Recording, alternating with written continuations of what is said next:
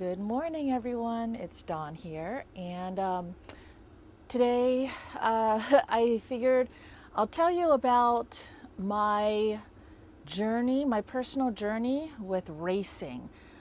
This is something that people ask me about all the time, and I guess I'm kind of weird in this, so I'll just make one video to kind of explain all of it. Now, this isn't a video about how to race or how to get fast or any of that stuff. This is my personal story, my personal journey when it comes to racing in all the different forms that I've raced in, and the lessons that it taught me, and my personal emotional, spiritual growth through it, and battling my own personal demons through it, and my personal struggles with it, and why I always say I'm not a racer, and stuff like that. So it's a personal thing, and it's going to be a lot of emotional stuff. So I don't think this is going to be interesting to the most of you. But if you were curious about it, then here it is. I will lay it all out. So, I don't know, over 20 years ago, when I got into motorcycles, how I got into motorcycles, I worked about, 30 to 45 minutes away from my home. I was single, and I would commute to work, and it should only take 30, 45 minutes tops.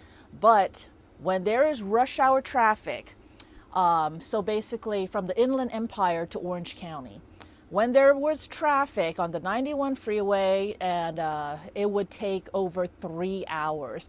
And the first time that I'm sitting in traffic, it's gridlocked, it's stopped, and I'm dying, and I saw a motorcycle, right by, and I'm like, oh my gosh, I need that. So that night, I bought a motorcycle off of Craigslist. It was a Ninja 250, and I didn't know how to ride at all.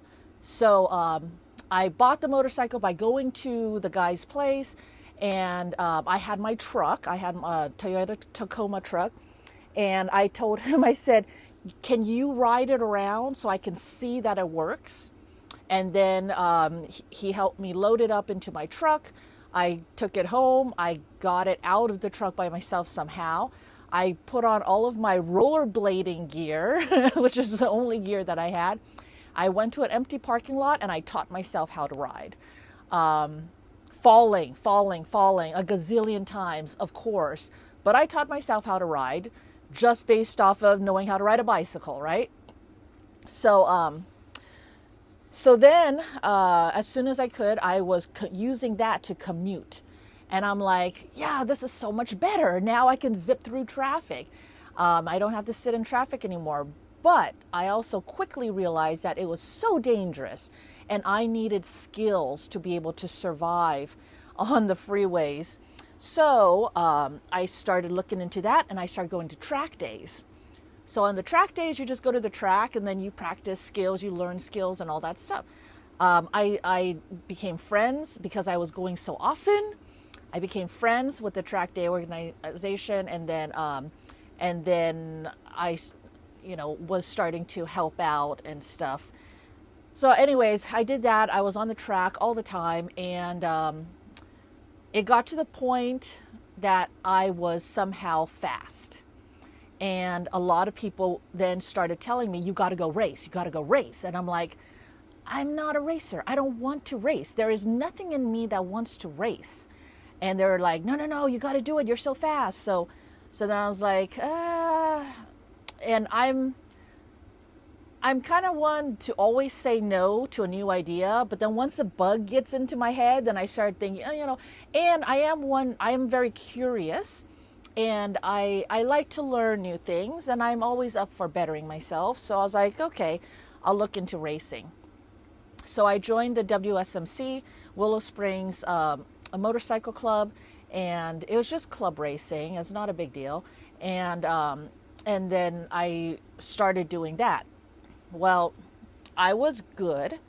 But then one day in a race, I had a really bad crash.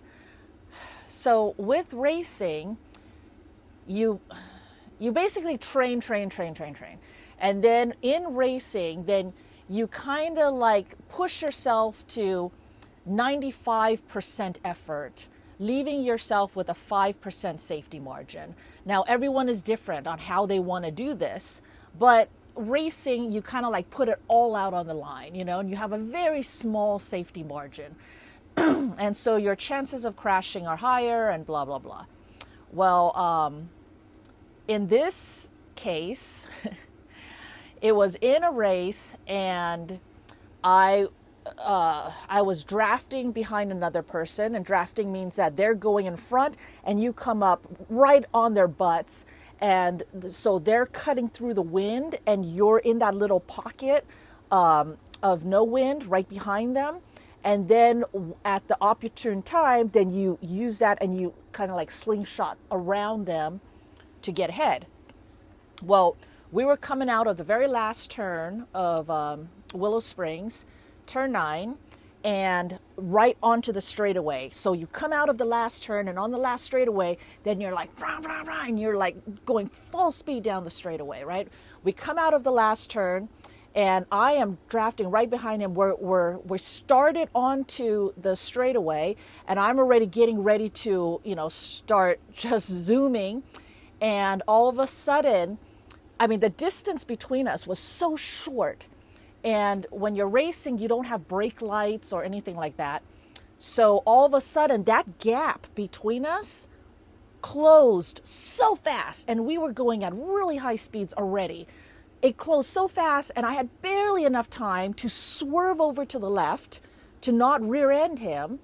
But then he also swerved over, he didn't swerve to the left, but he went to the left, and we collided. So he probably never knew that I was there, but we collided, and right there on the straightaway, the pit wall is a is a big, strong concrete wall or whatever, right? That separates the track from the pit area.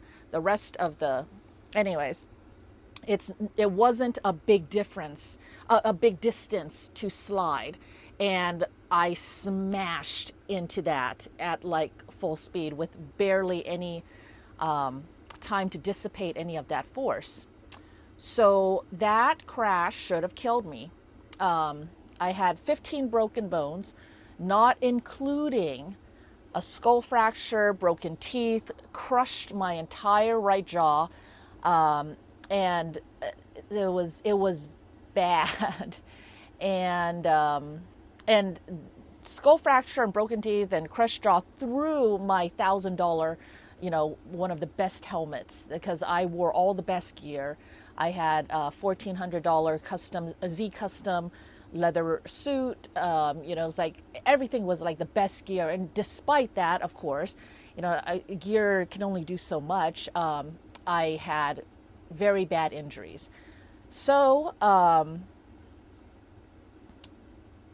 the crash and all that wasn't the traumatic part. The traumatic part for me was that I'm single and alone, and I work really hard. I was a senior application systems analyst for GMACM, Ditech.com. And I work to support myself and all that stuff. So now all of a sudden it's like, what if I can't work?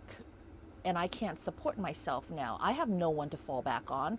And then I had all these injuries, and they were severe. And one of them was I broke my left leg really badly, and so I couldn't walk. I broke other things, and I could barely take care of myself. I probably, just say that I could barely take care of myself. Because of my injuries. I had really severe injuries, but I'm alone. I'm home, so even stuff like, at that time I lived in my townhouse. I had my own townhome, and it was 2 stories. My bedroom is upstairs, And back then I had the Sparklets water bottle, the big jug of it with the water bottle dispenser. That was downstairs. And I remember being upstairs so thirsty because I hadn't had water in a long time, and I couldn't get my water because I couldn't get downstairs to the water. Just things like that. And in those moments, it was like, what did I do to myself? I am alone. I have to take care of myself. And I went and did this thing, racing, and it was an optional thing, right? And I made a choice that jeopardized my life and my ability to take care of myself and continue my life properly. I mean, if I can't work, what if they had just fired me? And then I don't even have a job and stuff like that. And then I'm alone, I'm hurting, and it didn't matter. And nothing else mattered. When it came right down to it, I was alone, dealing with all of this trauma, my physical trauma, my emotional trauma, all of that alone. And I never felt more alone. It was just really depressing. And like you heard when Marty broke his ankle, how depressed he got when he couldn't ride anymore, and that's, well, I had that to a huge degree, but also the worry of, am I going to be able to walk again? The doctors told me that I'd never be able to walk again. At least not on that leg, not properly, and all that stuff. And, they told me other things that I'd never, if I have another concussion, I die. It was like all this really grim stuff from the doctors, and they're the experts, right?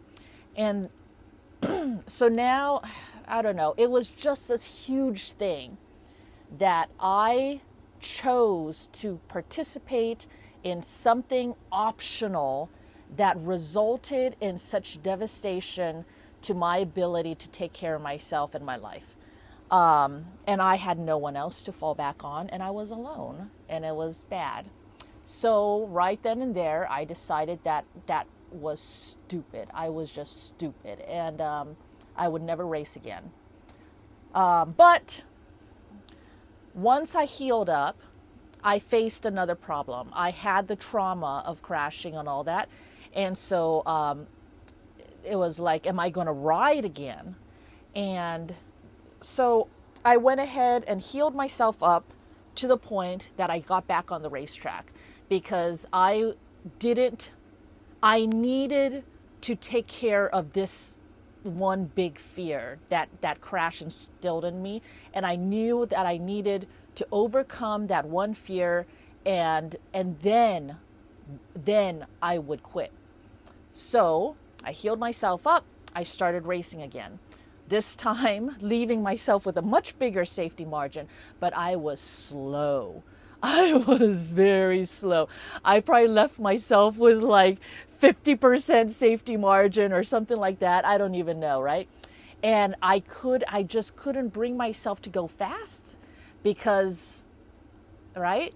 So I think I ran, I think it was a third race finally. So before, I would always place, up in the top, like 5 or so. And then after the big crash, I think I was placing in the 20s or something like that, which is about like mid-pack. So then I think it was the third or fourth race or something like that. We're going around, and my starts are good. One of the things that I'm good at is my starts. So my start is good, and I'm up there, and I'm going, and then people start passing me, and I remember people pass me. They just keep passing me, and then the announcers, everyone knows me, and the announcers are like, looks like Don hasn't gotten it back yet, and and all that stuff. And then finally something clicked in me, and then I was like, stop passing me. And I finally twisted the throttle, and I started passing people back. And then the announcer guy, he's funny. He said something like, "Oh wow, check this out! Either everyone else on the racetrack just slowed down, or Dawn finally woke up, and she's back." So yeah, I don't remember what my finish was, but it didn't matter. What mattered was I finally overcame that block in my head that prevented me from twisting the throttle, and something finally clicked, and I was back. I was so I was like, so it was good. So yeah, it didn't matter what my finish was. It was just that okay. So right then, that was my last race. I was like, okay, I just needed to know that I could get it back, and then I'm so now I'm done. So that was it. I quit racing and everything. I was still riding because I still had my commute and everything, but now everything changed. I no longer a racer. Well, so that was the end of that. Then I get many years down the line now, I get my horse. And my horse is a thoroughbred. He is a race-bred thoroughbred. He was considered, his name is Lasser, and he's considered untrainable, dangerous, blah, blah, blah, because he wouldn't listen to people, and he would throw fits, and he would go berserk to the point that he would hurt himself and others. And in fact, in one of his berserk episodes, he injured himself so badly that other people might have put him down, but his owner got him the surgery that he needed and then put him out to pasture for a year to heal. And then I came along, and then they put him up for sale, and then I came along. So now he's a 3-year-old. This all happened when he was only 2 years old. So he's a 3-year-old, and the owner was like, let's see if someone else wants to take him on. So I did. I took him on. So have you ever heard that, like, life gives you what you need to learn the lessons that you need to learn, and the animals that come into your life for a reason, and they also reflect yourself. Well, Lasser seemed to reflect me. He was wild and out of control and untrainable and crazy, and so was I. But I was trying to, like all my life, I try to better myself. I try to learn and all that stuff. So it just seemed like he was like this, bah, bah, bah, bah, bah, and so was I. And somehow we like clicked. We understood each other. And he just wanted to run, and I just wanted to let him run. And so we'd run. And so then it was like, okay, let's do some competitions, because it seemed like that's what he wanted to do. So, and what does he want to do? He just wants to run forever. He doesn't want to stop. He just wants to run. So I was like, okay, let's do endurance. In endurance racing, you run for 25 miles.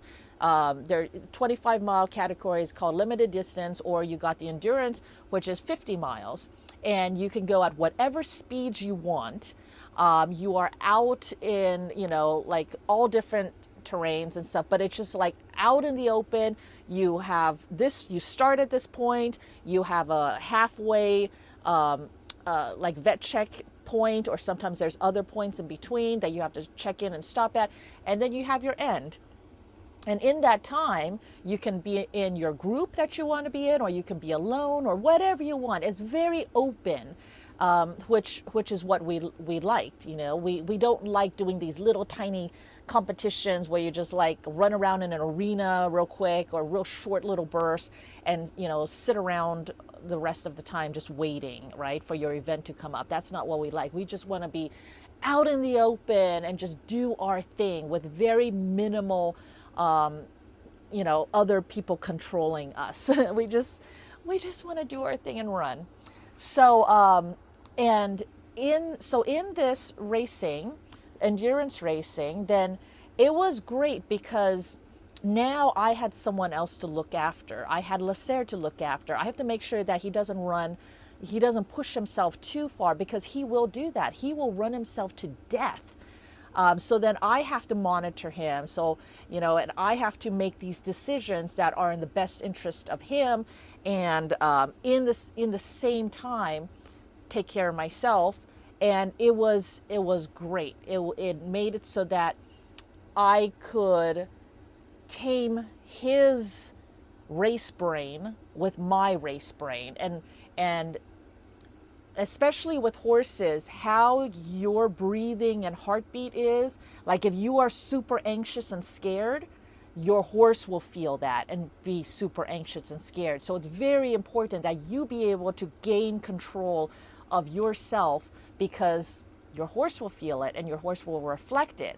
And Lucero and I were so tied into each other that, I can think something and he would respond. We were just so close. So I did have to learn to control myself to help him control his race brain as well.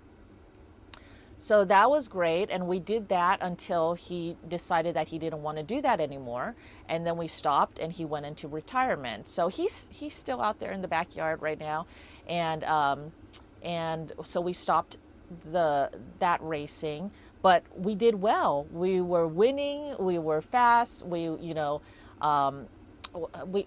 That was a great journey in itself, and it taught me a lot about control.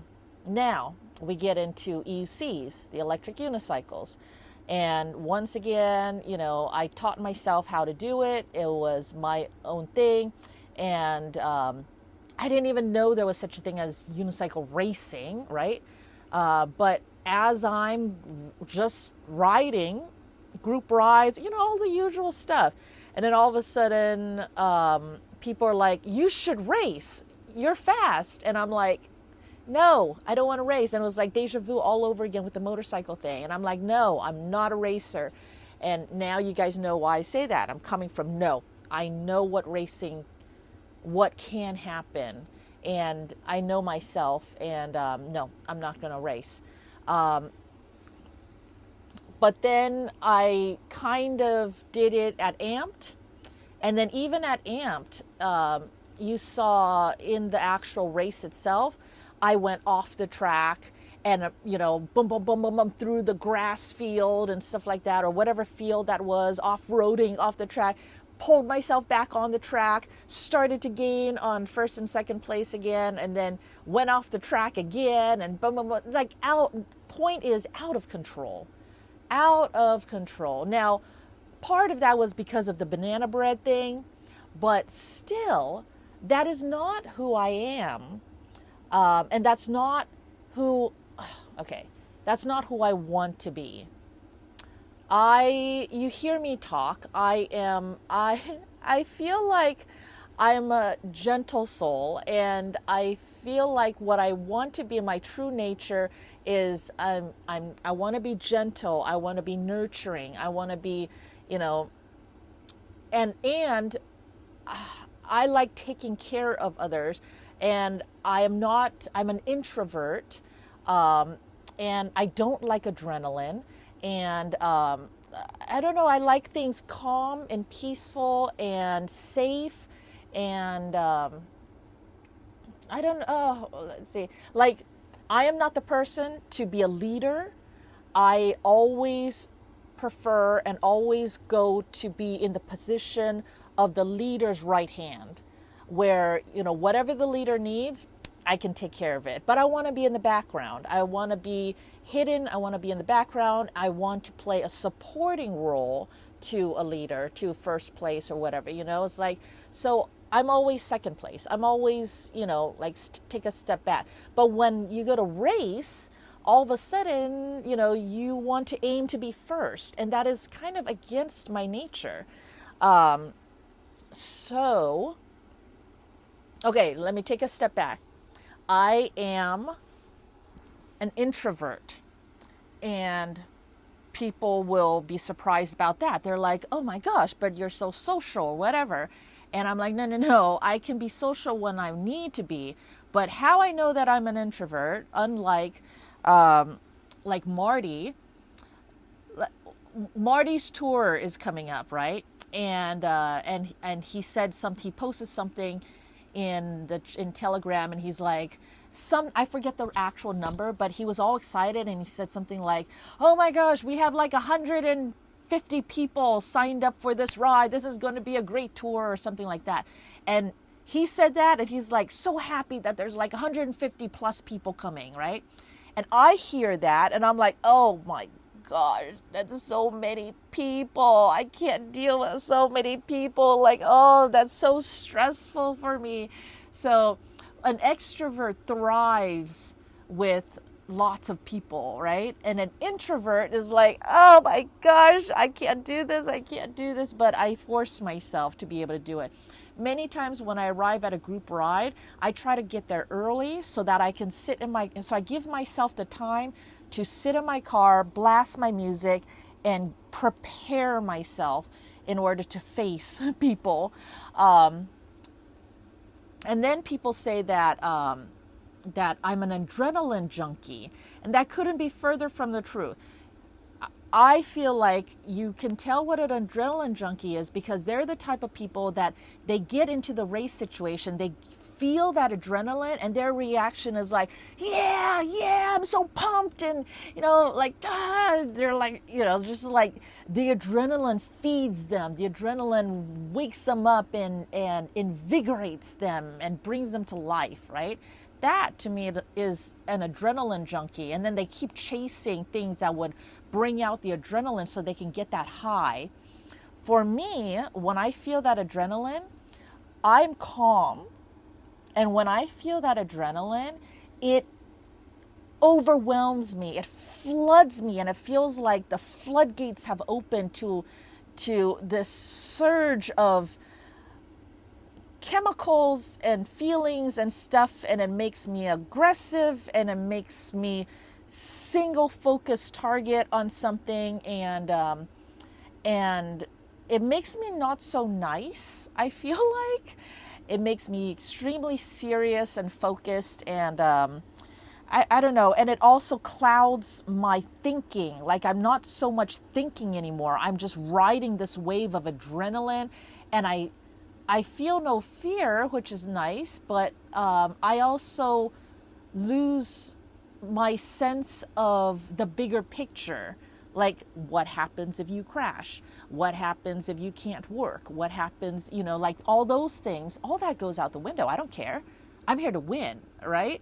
And I don't like that. And I don't think that that's realistic because I've proven it to myself that that is not healthy. That's not realistic. Real life is that I will have to deal with those consequences. So I don't trust that adrenaline. I don't trust that part of me. To me, that part of me is irresponsible and not looking out for the big picture. And it's just not who I want to be. I don't know. So,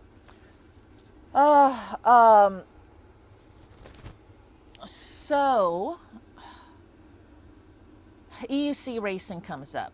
And I already saw that at Amped Electric Games, that race, I lost it. And when I look back at it, I'm like, luckily nothing bad happened, but, it could have.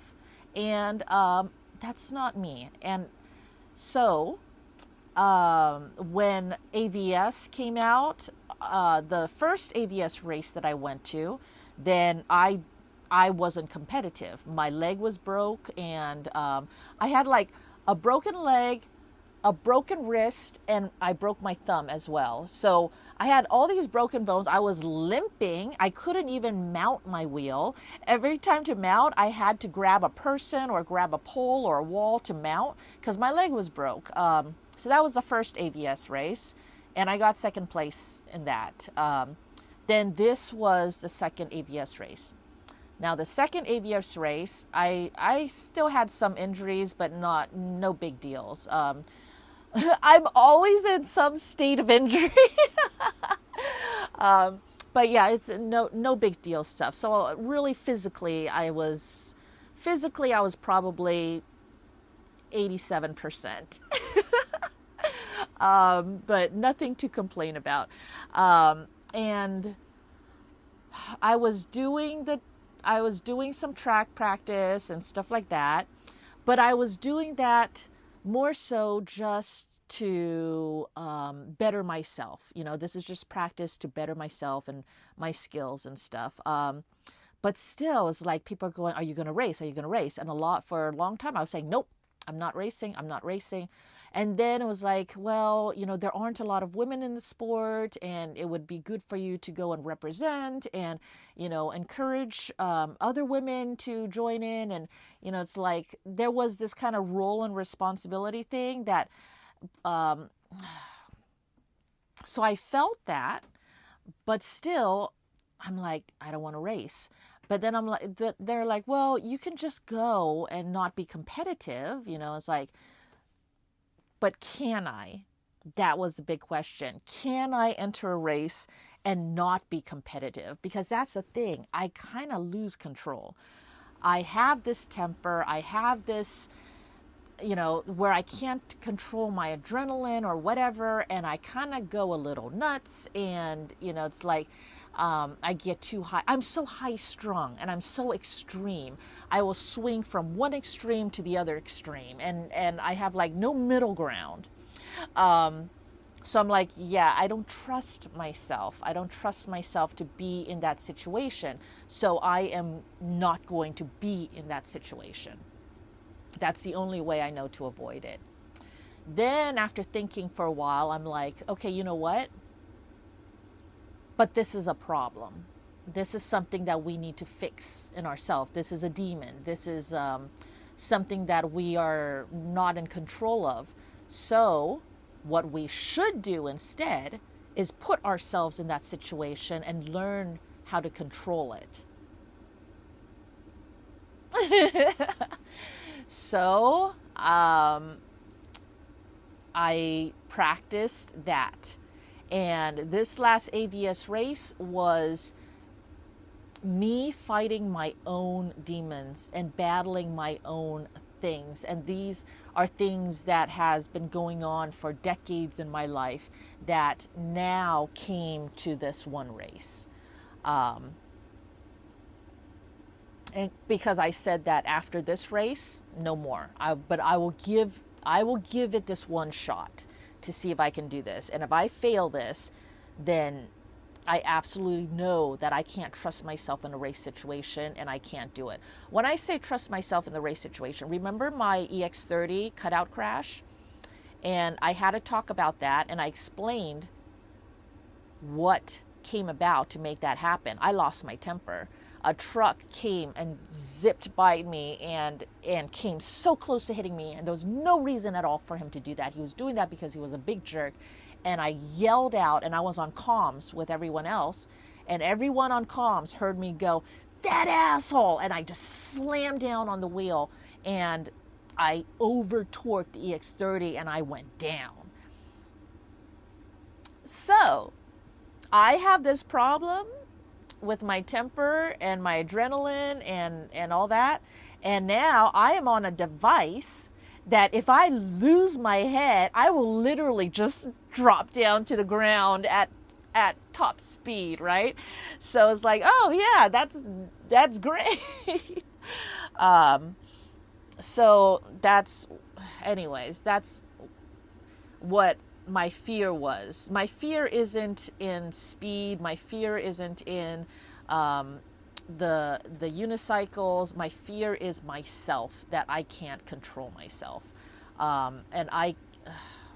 So this race, I gave myself rules. I said I will take second place. Maribel, I think that she is a racer. I think she likes the adrenaline. I haven't had a lot of talks with her or anything like that, but from what I've seen and the little passing interactions with her, it seems like, she loves the racing thing. Like, racing is her life. Like, I think she hosts all the Intro to Speed events, which is setting up a small racetrack in a parking lot sort of deal and running the track and learning about racing and practicing racing etiquette and doing racing things and race. That's all the focus. So Maribel is a racer. I am not. I'm like someone who just happens to be fast every once in a while when I feel like it and when I don't know that I'm doing it, because I am just riding, I'm just feeling the flow. Like, my deal is like the mountains, GMR. I say it over and over again. Those twisties, you get into the zone and you're just like whoosh, whoosh, whoosh. And then I forget everything. I am happy, I am free, and I'm just lost in that zone. And then other people will go, oh my gosh, you're so fast. And I'm like, was I? I don't know. I don't even notice. And I can't tap into it. Not like racers that can tap into their speed whenever they want. They know how to go fast and all that. They can tap into that whenever they want. Me, my speed is a side effect of me just being in the zone and being happy. I don't control that or, pull it out whenever I want or any of that. I'm just doing my thing. And then speed just kind of happens and it's not a focus of mine. So anyways, I figured Maribel will take first place and then I'll probably take second. And that was good. I was like, okay, so I'll take second place or third or whatever happens is fine. And I would allow myself to do 80% effort, giving myself 20% safety margin. And that was non-negotiable. I was like, you will guarantee that you will not get injured, you will not injure anybody else, you will not crash, you will not hurt your wheel. It's like, if we go do this, you will maintain control and you will do it absolutely 100% guarantee that nothing happens to you, which is like impossible. But that was the strict guidelines that I had if I was going to be racing. I was not going to push it. I was not going to go for the win. I was, none of that, because that's going into the danger zone. It was like, I will do what is easy and what is safe. And if I can follow those rules that I have imposed on myself, then I can race. And I wasn't even sure I could do that. So as we're approaching the date and I'm not sure that I can do that, I would tell people that I wasn't going to race. And then as we got closer and closer, and then I was like, okay, I think I can do it. I think I can do it. Then I told people, okay, I'll be there at the races, but I'm not going to be competitive. So that's what happened. So the race itself, we start off, and we get going. Maribel takes first, of course, and then Lydia passes me and takes second. And I'm like, oh, okay. So now I'm third. I'm like, okay, I'm cool with third. So I'm just hanging out behind Lydia, and you see me just hanging out behind her. And then we only get 3 laps, which is really short for racing. But as we get closer, at the second lap, I was like, well, I'm right now hanging back. Like, I could go. And so I was like, should we go? So then finally, I was like, okay, start of the third lap, the final lap. I'm like, okay, coming into turn 1 down the straightaway, and I'm like, okay, let's go for second. So I start to pass Lydia, and she's over here on the straightaway. I'm somewhere over here, like catching up to her, and then she goes down. And so of course I pull up because we're both riding masters, and we're about the same weight, I think. We're similar sizes, it's like, you know what I mean. I don't know how much she weighs and all that, but we're about similar sizes. So I don't know what I'm doing with my hair. So anyway, she goes down. We're both on masters and all that. So, and I was pushing to pass her. So I'm pushing harder than she is, and she goes down, and I'm like, whoa, what about me? I mean, is my wheel close to going down? And I had to take a second to go, nope, trust your wheel. You got this. So then I kept going. By this time, now, if you watch the footage, you'll see how much of a gap Maribel had over me. Um, we were like this far away from each other, right? And I closed that gap. Because now there's no one in front of me. So I'm like, okay, let's go after Maribel. So I go after Maribel. And at the very last turn, I come in. We're coming around the last turn. I come in on the inside of her, and she comes out. She's coming. She went a little wider. I cut in on the inside. We're like, oh, in my head, we're side to side, and I have my opening, and then I see her coming into me, and so then I backed off, because to me that felt like, it felt like I was losing my 20% safety margin. So and the finish line was like just a few more feet ahead. So I was like, nope, I'm backing off. And that moment was where I was really proud of myself for backing off instead of pushing it, because if I had lost control, I would have pushed it and I would have taken the win. But my whole thing was, nope, we're not going to focus on the win.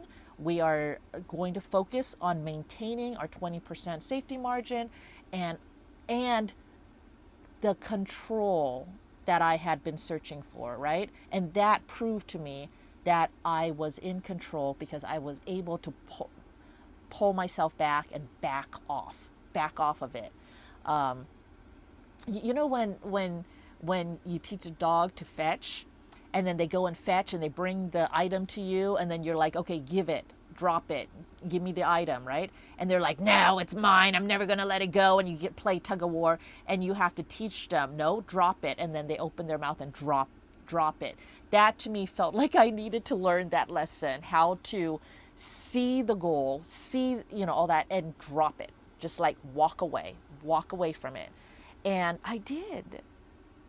And I was really proud of myself for that. And at the end of the race, I felt like I won. I won the fight in myself. The battle I've been battling for years, all my life. I won. I figured out how to control the raging, whatever it is that the adrenaline brings in me, which to me is not a positive thing. I controlled it. I pulled myself back. It was like I did good, and I was happy with that. So, to me, that AVS race was a success, and I'm very happy with it. This means that I can race now, I think. I haven't made any big decisions yet, but if I can continue this, if I can continue remaining true to myself and remaining in control and remaining safe, and not losing my head just because of a little adrenaline, then if I can maintain all that, then it means that I can race. And next time, maybe I say, okay, let's see how you do with giving 85% effort and just retaining the 15%. Maybe we can do 90% later on. Maybe we can do more than that later on and have a lesser safety margin. Because the thing is, the safety margin thing, I'm fine with all of that. The problem is that I'm fine with pushing it all the way up to 96% and giving myself only 4% safety margin. I'm fine with that. But that's the problem that I see in me. It is not healthy or good to be fine with that. So, and I'm trying to teach myself to be able to pull myself back and only give 80%, only give 85%, only give 90%. You know what I mean? The problem is that I go into the extremes and I don't know how to do that middle ground and back off. And so I need to learn how to do that. And I'm learning. So next race, if I do a next race, maybe I'll do 85%, giving myself 15% safety margin and all that. And that means that I'll be able to do more passing. And because the passing was a big thing. I stayed behind Lydia a long time, and when I should have passed her, but I just felt It's like, I told myself not to push it and stuff like that. So I don't know. So this whole thing has been a big personal journey. And coming into EUC was a start unrelated to EUC. I started a whole new journey in my personal life. I lost myself for decades before, and I got a divorce. And so this past year and a half, having been doing ECs, has been my personal journey of rediscovering myself and then redefining myself and trying to figure out who I am, who I want to be, and how to make myself better into the person that I want to be. I don't want to be, I don't want to let adrenaline control me. My adrenaline, my temper, I don't want those having control over me. I want to be able to be gentle and still be strong. Because then I also swing the other way. So then I'm gentle, now I'm weak. I need to learn how to be gentle and strong. I need to learn how to, it's like this middle ground. I need to find the balance in myself and somehow remaining true to myself with my plushies and my pinks and my rainbows. And that is all actually me. I'm not this like, blah, blah, blah, gotta win all the races. That's not me. I am this, but still be able to tap into some speed and some fun and some adrenaline without losing my head. So there you go. That is my journey on racing and my demons with racing. And I hope that explains a little bit more. I think that racing is valuable in that in a race, things come up that don't come up anywhere else. That is the value of racing. In a race, it's not just about who is the fastest. It is about everything around it. Your equipment, right, has to run right. You have to have a plan. You have to have the skills. You have to have your inner control. You will have the adrenaline. Can you master that adrenaline? It's and not lose it, right? I don't know. It's like in the race, all these problems will come up. And do you have plan A and plan B and another backup after that to address those? You will have environmental issues come up or weather issues come up. The temperature changes will change things. Like in this last AVS race, it was so cold. A lot of riders were affected by the cold and a lot of batteries were affected by the cold. All of a sudden, we had all of these drops just because of battery sag because of the cold weather. That doesn't pop up at other times. It's like there are all these problems that pop up in a race that never pop up anywhere else. And that is where we learn lots of valuable lessons.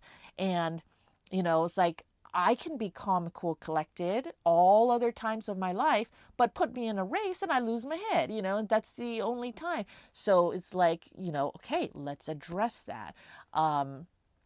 It's just everything. So there is a value to the racing. For me, the value is in figuring out how to regain control of myself and how to be the person that I want to be without letting the competition or focusing on a goal to win. Those things can make me lose myself and make me be a person that I don't want to be. And so anyways, I've been talking long enough. Thank you for joining me if you've been listening to all this. I would be very interested to hear other people's journeys on dealing with racing or dealing with demons and battling your demons and how you overcome that and stuff like that. And for me, I feel like I am such a work in progress. And I'm trying really hard to be better and be the person that I want to be. So, thank you so much for joining me, and I will talk to you next time. Bye.